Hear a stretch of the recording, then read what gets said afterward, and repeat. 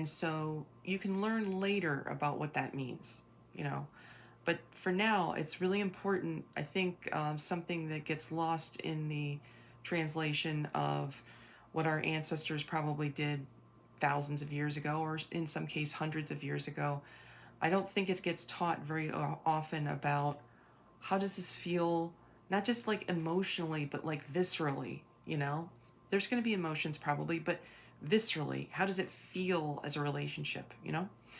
So let me just jump to weather because there's a lot of different aspects of the runes in terms of how they can work with you, how you can work with them, etc. And what kinds of goals can you have in mind. And I will probably be talking in other classes down the road about things like, you know, financial abundance, maybe personal things in your own emotional life or mental life that you would like to change, and how you can work with the runes and the deities to do that. And again, my focus is always on either a ritual or a relationship, or you know, sometimes it's both. Building the relationship through the ritual, or building the ritual and then doing, building the relationship and then doing the ritual. It's kind of like a cycle. So let me tell you about something specific that I'm probably going to teach in more detail, of course, in our class. And that is Tyr. I associate the deity Tyr with Tiwaz, which was that arrow I told you about. And there's also a wind god called Kári, which is spelled K-A with a little accent and then R-I. So it looks kind of like Kari, but it's pronounced more of Kári, you know. Forgive my mispronunciation. And that's kind of like a wind deity. And I associate him, if he was on your flashcard, he would be associated with Rido, which looks almost like an R, with kind of like very angular, you know, points. So, but it looks like an R basically. So at least those two symbols resemble our traditional letters that we use today.